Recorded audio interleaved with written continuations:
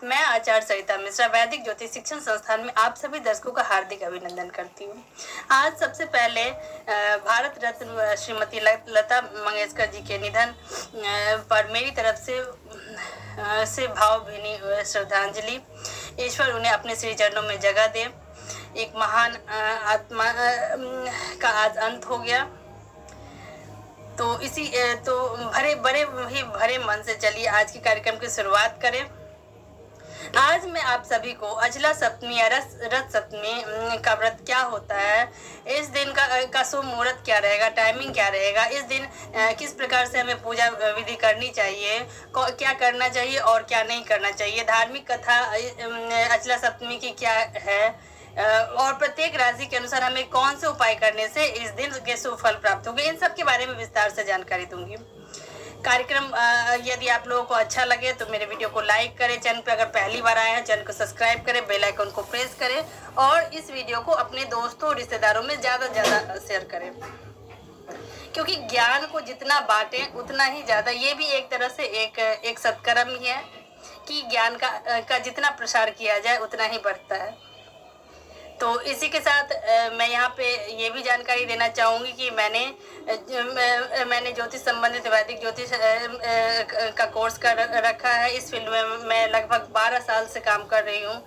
ज्योतिष संबंधित मैंने वैदिक ज्योतिष, numerology, tarot, vastu, palmistry, face reading, ये रेमेडियल कोर्स, सारे एडवांस प्रेडिक्टिव एस्ट्रोलॉजी, ये सारे कोर्स कर चुकी है। और ये 12 साल में मैंने जो भी अपने अनुभवों से अपने जो भी मेरे पास जातक आते हैं उन सब के माध्यम से जो भी मैंने एक्सपीरियंस किया है उसका ये निचोड़ है कि मैंने ज्योतिष को क्या समझा है और इसका मैं आप सभी को मैं औरों से कुछ अलग क्या आप लोगों के लिए कर सकती हूँ, ये मेरा अपना पर्सनल एक्सपीरियंस है। तो यदि आपको मेरी ये जानकारी अच्छी लग रही है तो कृपया मेरे साथ बने रहिए। ये यात्रा अगर आप लोगों का साथ मिला तो ये यात्रा लंबी चलने वाली है। मैं ऐसे ही समय समय पे जो भी मुझे ज्योतिष और अध्यात्म से रिलेटेड जो भी ज़रूरी जानकारी लगेगी और आप लोगों तक मैं ऐसे ही पहुंचाती रहूँगी। तो बस आप लोगों का साथ मेरे बना रहे। इसी के साथ चलिए कार्यक्रम की शुरुआत करें और जान लें कि सफला सप्तमी या रथ सप्तमी भी जिसे कहते हैं, इसके बारे में जान लें कि इसका क्या अर्थ है। हिंदू कैलेंडर के माघ महीने के शुक्ल पक्ष की सप्तमी तिथि को रथ सप्तमी या अचला सप्तमी के रूप में माना जाता है। यह सप्तमी तिथि भगवान सूर्य भगवान को समर्पित होता है। मान्यता है कि यह वही दिन है जब सूर्य ने अपनी रोशनी से दुनिया को अलौकित करने के लिए उत्पत्ति की थी। इसके अलावा इस दिन के बारे में ऐसी भी मान्यता है कि अचला सप्तमी का दिन वही दिन है जब सूर्य देव अपने रथ को 7 घोड़ों द्वारा उत्तर पूर्व दिशा में उत्तरी गोलार्ध की ओर घुमाते हैं। यही वजह है कि इसे सूर्य का जन्मदिन भी माना जाता है। सूर्य ऋषि कश्यप और उनकी पत्नी अदिति के पुत्र हैं, इसीलिए लोग इस दिन सूर्य जयंती भी मनाते हैं। आप जानते हैं कि अचला सप्तमी या रथ सप्तमी की तिथि क्या रहने वाली है। 7 फरवरी 2022 अचला सप्तमी या रथ सप्तमी का त्योहार रहने वाला है। इसका टाइमिंग जान लेते हैं क्या है। सप्तमी तिथि 7 फरवरी 2022 को सुबह 4:37 पर शुरू होने वाला है और सप्तमी तिथि 8 फरवरी 2022 को 6:15 पर इसकी समाप्ति होगी। पूजा का मुहूर्त सुबह 5:22 से शाम सुबह 7:06 तक रहने वाला है। अब जानते हैं कि अचला सप्तमी या रथ सप्तमी का क्या महत्व है। अचला सप्तमी या रथ सप्तमी को एक बेहद ही शुभ दिन माना गया है। हमारे सनातन धर्म में इस दिन को स्वास्थ्य लाभ से जोड़कर भी देखा जाता है, क्योंकि वैदिक ज्योतिष में सूर्य प्रतिरक्षा के कारक ग्रह माने गए हैं और पृथ्वी पर जीवन की आत्म कारक पृथ्वी सूर्य को ही माना गया है। ऐसे में इस जगत के बारे में ऐसी मान्यता है कि यदि इस दिन आप पवित्र नदी में स्नान करते हैं या घर के पानी में कुछ बूंदे गंगाजल की डालकर उसे स्नान करते हैं, इसके बाद सूर्यदेव को अर्घ अर्पित करते हैं और पूजा करते हैं और उपवास करते हैं, तो वो आपकी सभी स्वास्थ्य संबंधी समस्याएं इससे दूर हो जाती है। आपकी प्रतिरक्षा में सुधार होता है और आपको स्वस्थ शरीर का आशीर्वाद ईश्वर से प्राप्त होता है, सूर्यदेव से। इसके अलावा इस दिन व्रत और पूजन आदि करने से व्यक्ति को धन, सम्मान, नाम और प्रसिद्धि की भी प्राप्ति होती है। इसमें याद रखने वाली बातें क्या खास है, आइए जानते हैं। इस दिन गंगा नदी या किसी भी अन्य पवित्र नदी में धार्मिक स्नान का बहुत ही महत्व बताया गया है शास्त्रों में। हालांकि मौजूदा परिस्थिति में यदि आपके लिए मुमकिन ना हो तो आप किसी पवित्र नदी में स्नान नहीं कर पाए तो घर में के पानी में ही कुछ गंगाजल की बूंदें डालकर उससे भी आप स्नान करके इस दिन का लाभ अपने जीवन में प्राप्त कर सकते हैं। इसके अलावा इस दिन सूर्य भगवान को लाल रंग के फूल, लाल चंदन जल में डाल के अर्घ देने से व्यक्ति को शुभ परिणाम मिलते हैं। सूर्य भगवान का आशीष प्राप्त होता है। इस दिन सूर्य के बीज मंत्र की एक माला, ओम ह्राम ह्रीम ह्रौम सा सूर्याय नमः मंत्र की एक माला का कम से कम जप अवश्य करना चाहिए। आदित्य हृदय स्रोत का पाठ करने से सूर्य भगवान का आशीष हमें प्राप्त होता है। सूर्यदेव को अनार और लाल रंग की मिठाइयाँ या फिर गुड़ से बनी मिठाइयाँ का भोग अवश्य लगाएं। आप जानते हैं अजला सप्तमी या रथ सप्तमी से जुड़ी कुछ धार्मिक कथा क्या है। अजला सप्तमी व्रत के कथा के अनुसार भगवान श्री कृष्ण के पुत्र शाम को अपनी सुंदरता और शारीरिक क्षमताओं पर बेहद ही अभिमान हो चला था। एक बार ऋषि दुर्वासा भगवान कृष्ण के पास आए।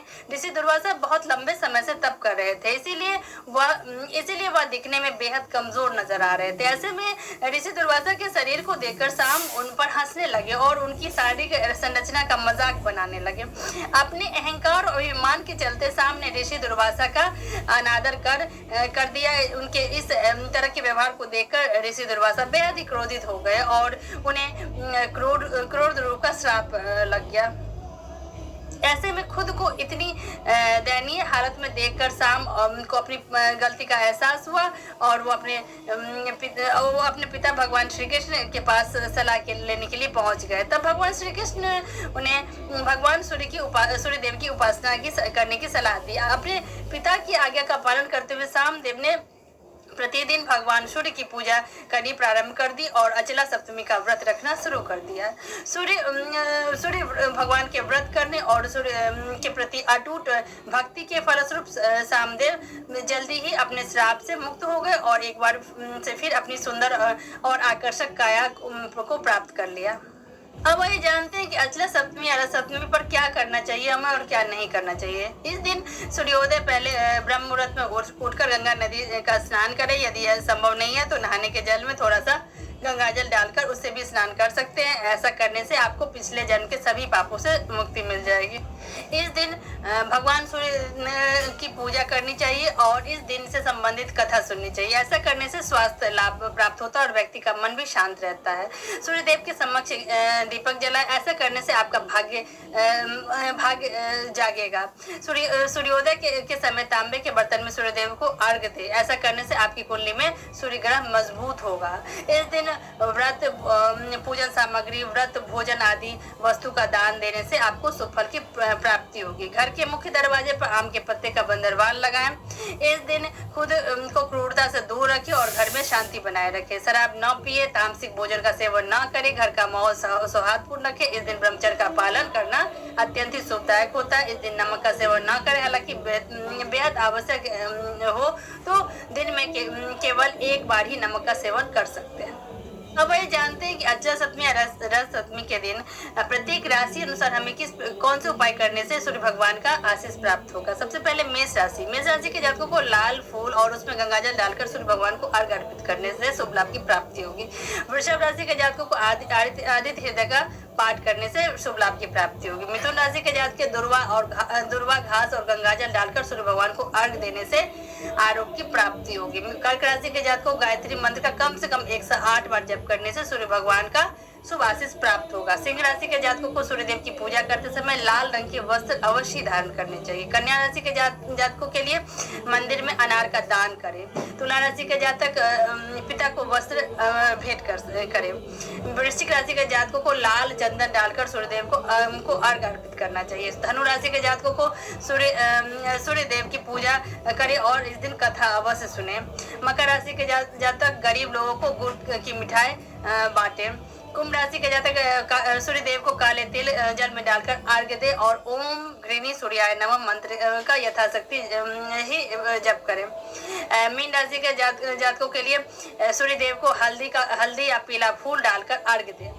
तो इसी के साथ भगवान सूर्यदेव का आशीष हम सभी के ऊपर बना रहे।